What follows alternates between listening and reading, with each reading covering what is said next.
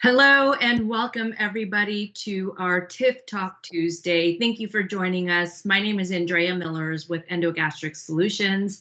I have my colleague here, Wendy Prophet, who is also with Endogastric Solutions. And we have two special guests tonight. We have Dr. Shahzad Iqbal. Welcome, Dr. Iqbal, and thank you for being here tonight. Thank you. You're welcome. And we also have Dr. I'm going to say it wrong again. How do you say it? Ahmed. Ahmed, thank you so much, Dr. Ahmed and Dr. Iqbal, for being here tonight.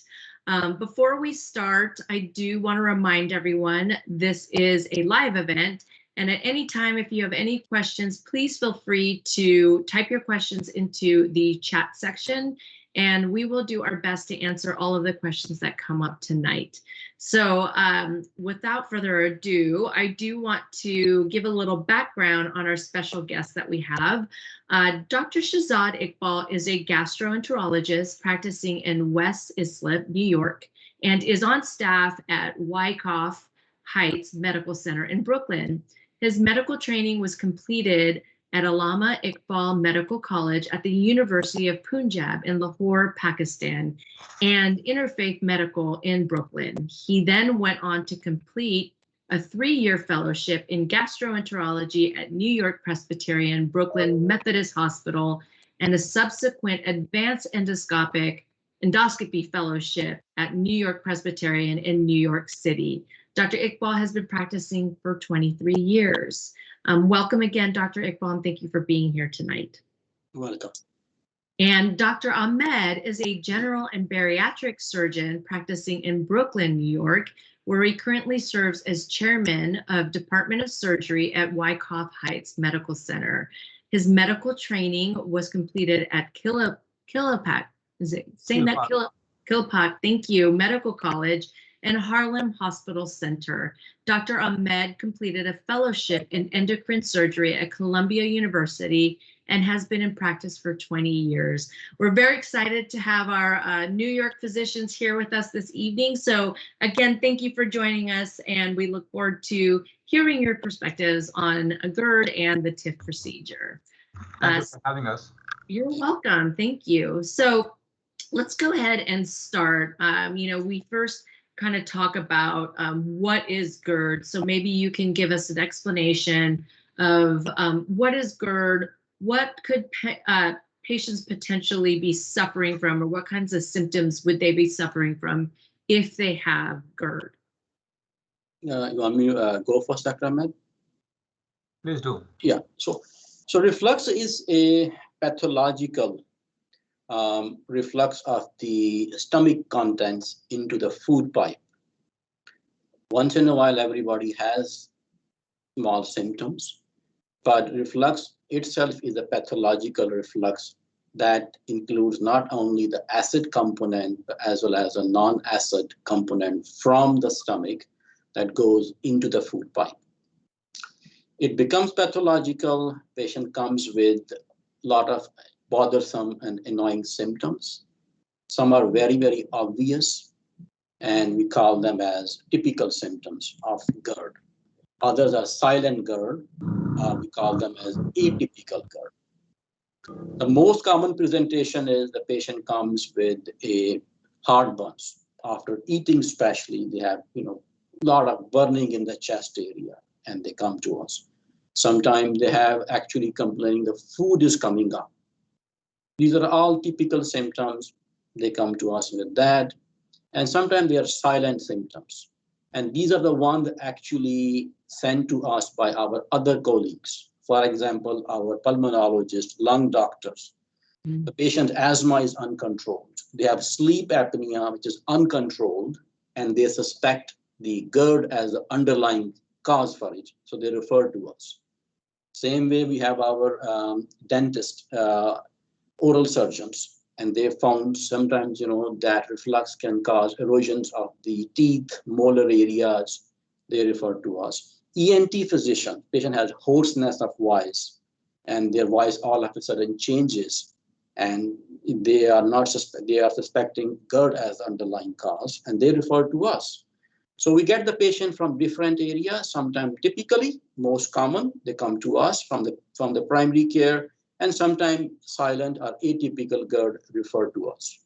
Yeah, perfect. Thank you. I often hear sometimes even, and maybe you mentioned it, but ER doctors, they'll have patients coming with maybe heart pain, and they think it's, a heart attack or whatnot, and it ends up just not just being, but it ends up being from GERD, right? That is true. Absolutely. Yeah. So thank you for that. What do you typically have patients do to manage their GERD, kind of, before you even look at therapy, medical therapy, and or possibly a procedural treatment option? What kinds of things, food aversions, some types of lifestyle modifications initially? What do you recommend? So we always start with the lifestyle modification and the diet. That is the first component we address into. And the way better assess is the good history and physical. What are the eating habits? When do they eat? When do they go to sleep? So we try to modify that. Because as I mentioned there, it is a pathological reflux happening most of the time after eating. And if the patient has, like, I would say, unhealthy habits, like they eat and they go to bed, are they consuming a lot of beverages, caffeinated drinks, those kind of, we want to address those ones. I mean, I tell the patients, that again, cut down the portions, avoid the fatty food, beverages, caffeinated foods. And your last meal of the day should be 3 hours before you go to bed. Because at 3 hours, our stomach has basically churned the food and nearly emptied. So with that, 3 hours, patients are less likely to have acid reflux while they are sleeping. And believe it or not, that is one of the key components I start with. And at least, 1/3 of the patients, they actually feel better with that. Their need for medication, it becomes less.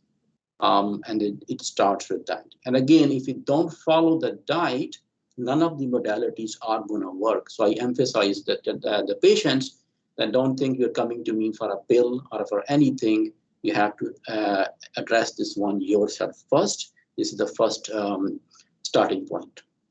I love that. So can I also add to the diet modification? When I see them, I tell them that if their weight is higher than expected, there is a higher BMI with reflux, reduction of the BMI will help alleviate the symptoms of reflux. So we have a lot of crossover between the weight loss surgery and gastroesophageal reflux disease. So weight loss and diet modification, I think, are critical as beginning of the journey to have less reflux. Yeah, I love that you bring that up because I've heard some physicians even say, they'll first say work on, healthier lifestyle and food and versions, and then also lower your weight. That could help with the symptoms that they're having. So I like that. So what currently, and this is, I love having kind of partners on here, a GI and a surgeon partner, because we kind of talk about the whole totality of the GERD disease, right? Because you're talking about the hiatal hernia and also the lower esophageal sphincter and fixing that as well. So we'll get into that a little bit more. And I love the two perspectives as well. Can you talk a little bit about what are the different treatment options that are available today? And it's kind of great because we do have you here as a surgeon and also a GI, because not only is there medical therapies, but we'll obviously talk about the TIF procedure and then other procedures that are out there. So I'll kind of let you guys go through the different treatment options right now that are available for the treatment of GERD. So Iqbal, you can talk about the medical and the endoscopic management. Sure. So I think for the medical management, again, diet, eating habits, number one. And then when it comes to medication, there are different medications available. One is like H2R receptor, which are most common name is Pepcid or famotidine. These are weak acid suppressants. So they work if the patient sometimes like them, or the acid reflux is not that severely symptomatic. Their symptoms are mild. So I will prescribe them, Pepcid or famotidine. But the typical medication that works, it is a stronger acid suppressant, that is a proton pump inhibitors.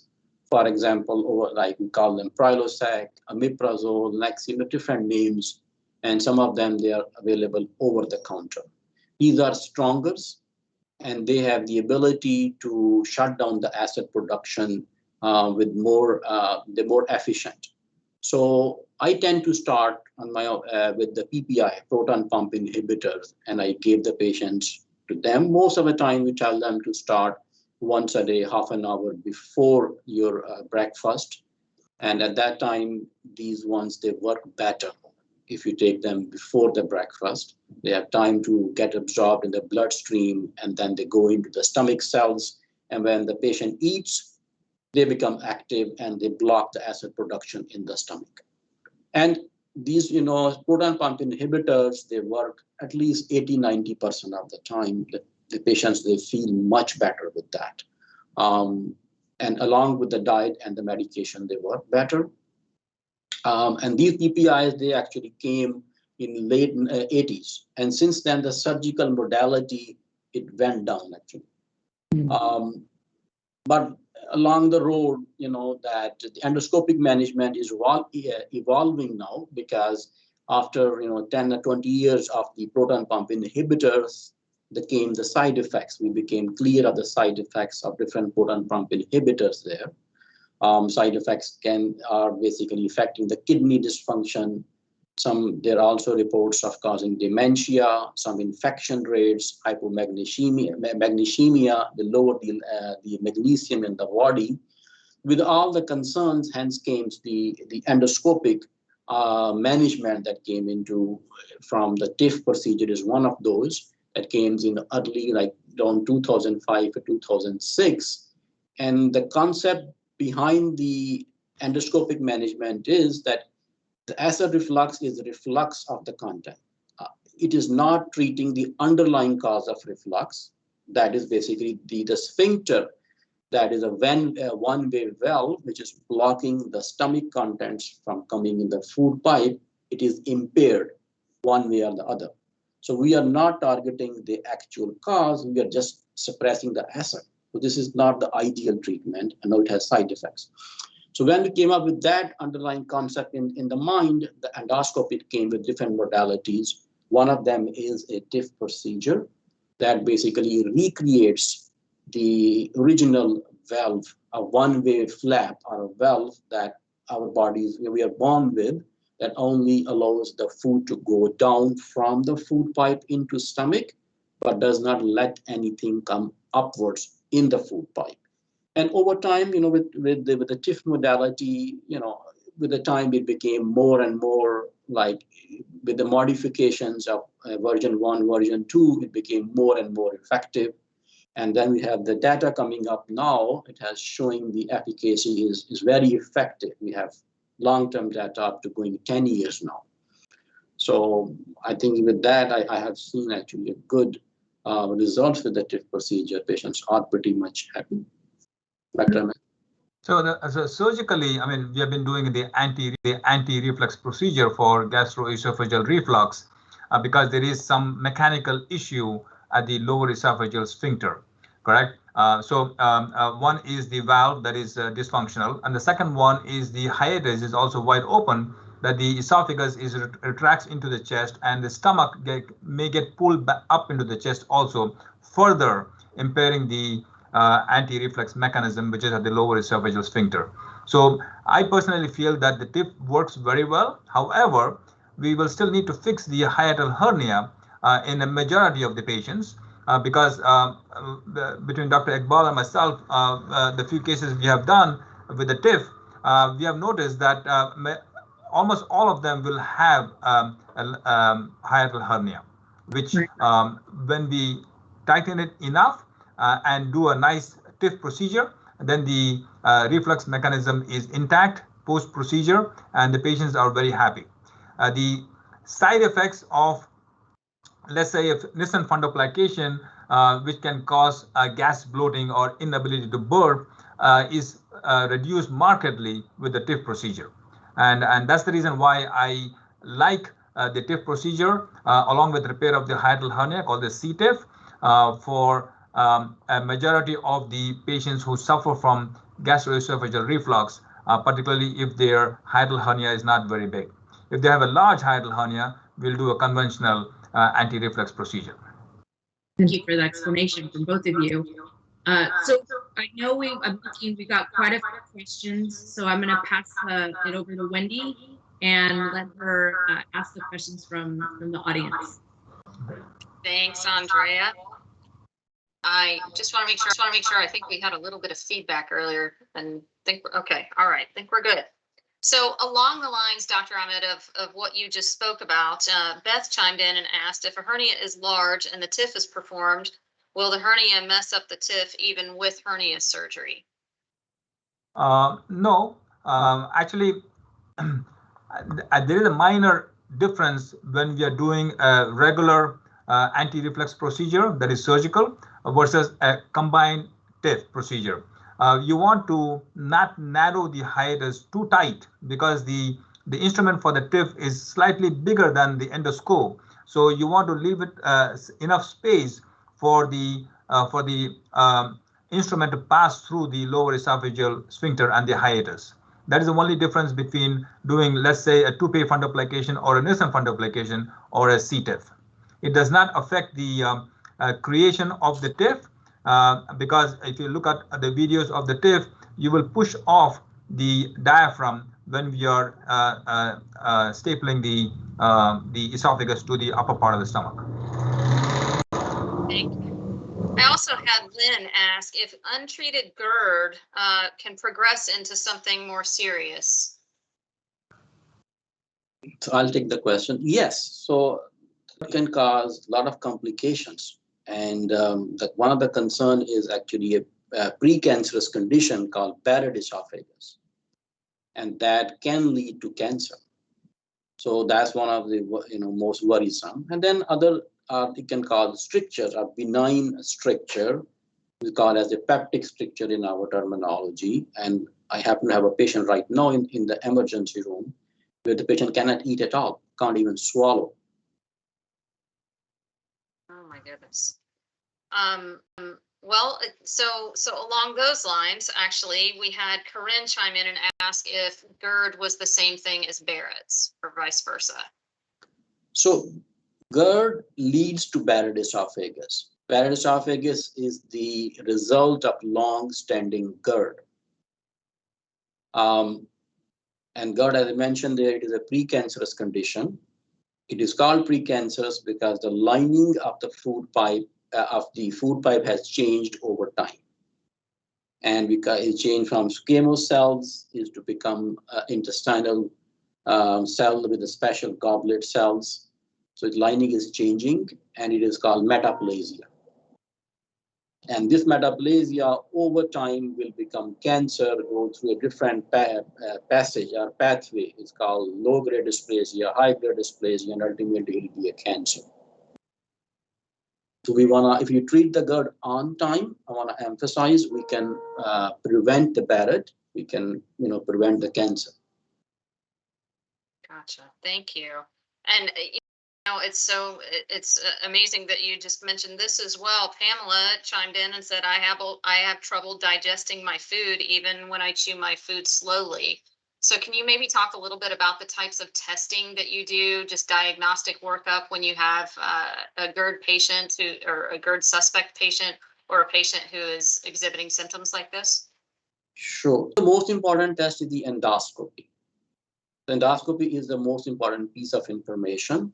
And the reason is then we can go, you can see what is the underlying etiology or what is the complications. We can measure the hernia in the vertical length as well as the transverse length and look for any signs of inflammation called esophagitis or any ulcerations, any blockage, or look for any Barrett esophagus. And based on the information, you will decide the treatment. If it is Barrett esophagus, if it is precancerous, or it is dysplasia, it's going to be different. We have to burn the area. If it's already cancer, God forbid, then you need surgery for that or need chemo. Then, so if it's a simple Barrett esophagus with a little bit of inflammation, even if it is a Barrett esophagus in the beginning stages, you can still correct it with surgery. And then again, treatment will be diet, proton pump inhibitors, and one of the modalities that you will use. If you're moving on to any modality, either endoscopic or surgical, for the endoscopic, there are different tests that one can do. We don't do them all the time. One, if you're suspecting if you're not sure about the reason for the acid reflux, that is it really an acid reflux or it is a non-acid reflux, then you can do a pH testing, a Bravo testing.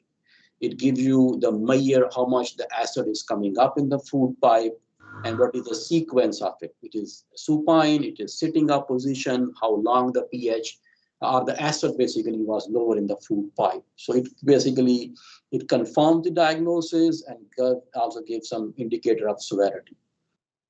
We don't do it all the time in our practice here because the typical is a clinical diagnosis. Then if you are suspecting any dysmotility, like the food pipe is not contracting well, thinking there is one of the issues there like achalasia and other things, then you can also do a manometry. So manometry is a tiny probe that goes through the nose into the food pipe and the stomach. A little bit painful because the patient is awake, but that's how the test is done. So they swallow and they measure the pressures in different parts of the food pipe. And they can measure whether the food pipe is contracting or not. But if it is achalasia or there's a dysmotility, the treatment is entirely different.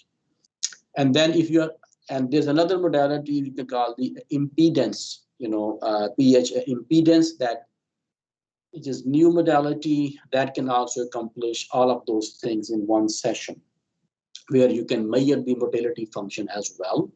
And if the patient, you're not sure about it, you can do all these three sometime in one session. Endoscopy, the pH Bravo testing same time, and impedance study in one shot, and you can move it on from there. Having said that, in our practice and most of the time, endoscopy alone is enough for many of us, and you can proceed from there. Dr. Ahmed?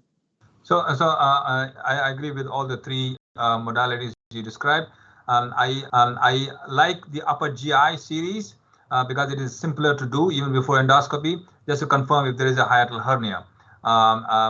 Even though the endoscopy will show us the hiatal hernia itself, but the upper GI will confirm the presence of stomach above the diaphragm. So I add that to surgical planning before the patient undergoes surgery. Interesting. Thank you very much for that. Okay, Andrea, back to you, please. Thank you very much. I see a ton of other questions coming in, but we'll get to some of those questions after a couple of other sections that we wanted to get through. So can you talk to us about, the day of the procedure? What does that look like, especially if they do have a hiatal hernia and need to get that repaired? So can you explain if that gets fixed first and then you go in and do the TIF procedure, maybe how you orchestrate the procedure, the TIF procedure, if they're doing it that way? So this happens even before the patient comes to the operating room. The patient has a diagnosis of gastroesophageal reflux disease with or without a hernia. So Dr. Iqbal would have seen the patient, and I will see the patient, and we discuss the plan of care with the patients in the clinic setting. And they will know that we will fix the hiatal hernia first, and then we will, under the same anesthesia, introduce the TIF instrument and then create the anti-reflux mechanism. Dr. Iqbal and myself, we work as one team, even though I do the operations, but I still help to perform the TIF procedure. The patients are given multimodal pain management before they start the procedure, so that after surgery, the need for pain medications, particularly narcotics, is much reduced. Okay, that's the way I do it. Iqbal? Yes, right. So everything is done in one shot for the patient, which is very convenient. The patient comes in, we already have assessed the patient before, and the CTIF, it is done in one session for the patient. Patient comes in the OR, Dr. Ahmed goes there, he fixes the defect in the diaphragm, and then me and my Dr. Ahmed goes with the CTIF, with the TIF procedure, and we recreate the valve. And everything is done in one session. The patient stays only overnight observation, and the next day the patient goes home, and they see us in the clinic for a follow-up in a week or two. And almost all the patients we have done, they did actually very well. Fantastic. Can you talk a little bit about recovery? We get lots of questions from patients about their diet after the TIF procedure, and then also can they exercise, can they go back to work? Can you kind of discuss a little bit of what your post-op recovery looks like for your patients? I'll take that. So just like fixing any hernia, we recommend no lifting heavy weights for 6 to 8 weeks. And the diaphragm being a muscle which is very active, not only with breathing, but also with straining, we want to not strain it too much until it heals completely. So I recommend patients not to lift weights more than 20 pounds for 6 to 8 weeks after the procedure. The diet progression, we inform the patients that they should be on liquid diet for the first 2 to 3 weeks, and then they will advance to pureed diet for the next 2 weeks, and then go to soft diet for another 2 weeks. So that will be a total of 7 weeks. And after which they'll go for the regular diet. But obviously, as part of the lifestyle change, we want the portions to be smaller. We want them to chew well before they swallow, and create a good habit about eating lesser calories so that they could maintain their weight and also not keep pushing the hernia repair and possibly making it not function well. Yes, I just want to add in. So my experience with the one patient, he was overweight. And when I saw him in the office, he was happy he lost weight because of CTIF procedure. And it is also the instruction, as he mentioned there, eat small portion, change your habits. So that actually was helping the patient as well. Has he been able to keep it off? So far, I think I saw him, he was doing actually well. Maybe he developed like in his mind that the habit, eating healthy, small portions. Better habits. Yeah. Yes. And it's funny. I've seen patients through the years after they get it, they're excited about their weight loss right after, but then they feel so good that they can eat foods again. And then they start gaining weight because they're like, I can eat and drink again like normal. So it's a catch-22. It's not a weight loss procedure. We know that. Yes. So talk to me a little bit about your patients after the procedure. How are they doing? I think you had mentioned you've done quite a few since you started doing the TIF. How are they doing today? And what are they feeling? I love that that example that you were saying, that the patient came in saying he was happy with it. This procedure. So we have done about 14 CTIF procedures since starting in March, and the last 2 cases were done last Friday. So for the patient that we saw for the follow-up, the other 12 patients, they're actually doing very well. Some of the patients of mine, they are completely off the PPI. And the patient I gave the example of weight loss, he's completely off the PPI. I tell them to take PPI for the first 6 weeks daily, because that's where the serosal adhesions are being formed and there is inflammation. So I want the acid to go down, the pH to go up in the stomach. But he stopped, on his own. And he was very happy with that. And other patients I saw, they actually are using only as needed. One of the patients, I have a conversation, a televisit a week ago, and he actually was using, he took PPI last time was about 2 weeks ago. So again, most of them, they're off the PPIs, did very well. Some are only as needed, which is quite an improvement for all those patients. Yeah, and the symptoms resolution is pretty marked, and the side effects, in my opinion, are pretty minimal with a CTIF procedure. No bloating sensation, no inability to burp, I haven't heard it, even though our volume is not high, but it is pretty promising right now. That's great news. Fantastic. Well, thank you for that. I'm going to kick it back to you, Wendy, and just see if there's any other questions. Last couple of questions that have popped up before we conclude for the evening. You betcha. A few questions on Barrett's tonight. Another one is, can I have a TIF if I have Barrett's? So that's a good question. So answer is yes. That's simple. If it is a simple, TIF, which is small in size, where the junction of the stomach and the food pipe is, you can go straight for the TIF. If it is a long segment TIF, which is more than 3 centimeters or like that, we will try to burn it first. And we call as a CRIM, meaning clinical resolution of intestinal metaplasia. Once that is achieved by 1 or 2 sessions of the ablation, you can go for the TIF procedure. The ablation can be done after the TIF as well. It is also possible, but they're concerned since there's applications, and if you do the ablation after that, it may cause more trauma to the wall. So for the longer segments, they prefer to burn it first and then do the TIF procedure afterwards.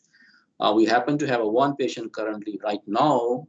That person has actually Barrett, and that person is considering to undergo the TIF procedure. Okay, thank you very much. I also have Chad asking if you can still get a TIF after you've had another anti-reflux surgery that didn't work.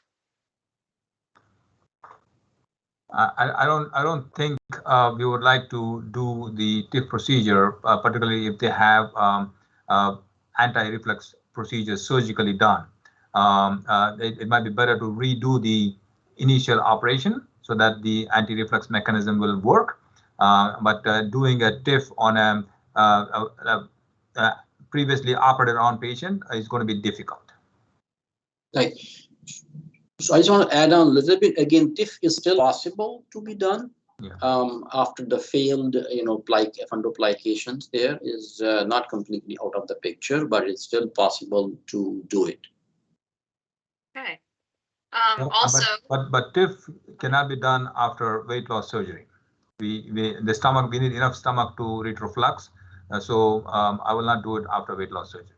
Right. Absolutely. Yeah. Thank you. That's an excellent point. I have Joseph asking a question. I had links 3 years ago, but LPR is still occurring because of bad pooling. Do you think scar tissue and previous hiatal hernia repair will be enough when links is removed? So links, I think, again, I'm not a surgeon, so I don't have much experience with the link. So, I can only answer, from the knowledge point of view. Again, the TIF can still be done in those patients. Of course, the magnet has to be removed first. But if there's going to be adhesions, and Dr. Ahmed can also chime in from the surgical point of view for the adhesions from previous surgery or from the links magnet. So once you operate on the hiatus and going back second time, there will definitely be scar tissue. So you got to do gentle dissection to release the esophagus from the scar tissue, and probably if there is failure of the link system, you might have a recurrence of the hiatal hernia. So if you remove it, that means you need to refix the hiatal hernia. And if the stomach is intact, then TIF is possible. So it will be a CTIF. Very good. Thank you. Thank you. Just and touching on that previous question, actually outside of the anti-reflux surgery part of it, can you talk a little bit about what LPR is and how often you see that in patients? We seem to be getting a lot of questions on it over the past several weeks. So any light that you can shed there is much appreciated. Yeah, so LPR is basically laryngeal reflux, basically reflux of the acid contents Either it is the food particles going in or just the reflex mechanism by activation of the nerves, the vagus nerve or so. And that most of the patient, they come from the ENT to us. Sometimes our pulmonary colleagues, they referred to us. The patient has hoarseness of voice, their voice changes, and they go to the ENT doctor. And when they do the ENT examination, they find that their voice box or the vocal cord, there are certain changes. They have redness, they have some nodules, and there are certain, clinical indicators that the ENT doctors can suspect the reflux being the underlying cause based on the appearance of the vocal cord box. So that is the patients are there. It is not that uncommon. A lot of patients, they come to us and call them silent reflux, LPR, and the underlying cause is actually the acid either directly coming and hitting the voice box, or it is somehow there's an activation of the nerves and the patient is having hoarseness of voice. Good, thank you. I have Jason asking about potential dumping syndrome or esophageal spasms happening after anti-reflux surgery. Do you have anything to offer on that? Is it? He says that he's been reading that sometimes it can happen. Is it true? Is it something you've experienced? Doctor. I have not experienced any patient having dumping syndrome, but obviously when we are doing repair of the hiatal hernia, we want to preserve the nerves to keep the GI tract intact. So nerve preservation is important, and a snug repair of the hiatus is very important to prevent reflux. And if you do a nice TIF procedure, you shouldn't have the side effects of the procedure itself. So dumping should not occur if you do it correctly. Thank you. And then last but not least, before I send it back to you, Andrea, Sharon is asking, I have precancerous Barrett's and I'm really working on eating right. Is there anything besides Nexium and acid blockers that I should be taking to prevent, she says, an error or maybe an episode? Right. So I think again the underlying cause has to be addressed. PPIs are just lowering the acid. So I think she may be actually a good candidate for one of the anti-reflux procedures, TIF being one of it. And I think most of them, they require CTIF, concomitant TIF procedure along with the surgery, as Dr. Ahmed mentioned. And in my experience too, most of these patients, they have bigger defects. And sometimes the endoscopies, they underestimate the actual the size of the hernia. And because there is also the fat plug, our mesenteric fat goes in between the diaphragm and give us an underestimation of the actual hernia. So like Barrett esophagus is a long-standing GERD. I'm sure that person will have a bigger hernia and most likely going to benefit from a combined procedure like a CTIF procedure. So to add to that, I think it's that this type of issues, just like most of the medical problems which patients have, is better dealt with when it is a multidisciplinary approach with GI and surgeons working together hand in hand to decide what is the best approach for each patient, and that will make them have less side effects and better results in the long run. Absolutely. Very good. Thank you for that. Andrea, those are the only ones that I can see. My feed is going back and forth a little bit right now. Thanks, Facebook. So if there's anything else that you can see, great. Otherwise, I think we're all set. Fantastic. Thank you, Wendy, and thank you, doctor. So before we conclude this evening, I always like to give you guys an opportunity to provide your words of wisdom or the one thing that you would recommend for patients that are suffering with GERD today. What's the first thing that they should be doing? What do you think that they need to do? Dr. Iqbal, you can go first. Sure. Thank you for, first of all, giving us the opportunity to come. So my advice is do not wait. GERD is a silent killer. It's not a benign disease. As I mentioned, it can lead to cancer. So the patient should not stay silent. The GERD does not stay silent. So always reach out to your physician, whether it's a primary care physician or if you're seeing a gastroenterologist, see them because something needs to be done. And your physician will decide the better modality for you. Most of the time, the diet and the medications, they work 2/3 of the time, but 1/3 of the time, it does not. So always, raise your voice and bring up to your attention of your primary care physician or your GI doctor. Perfect.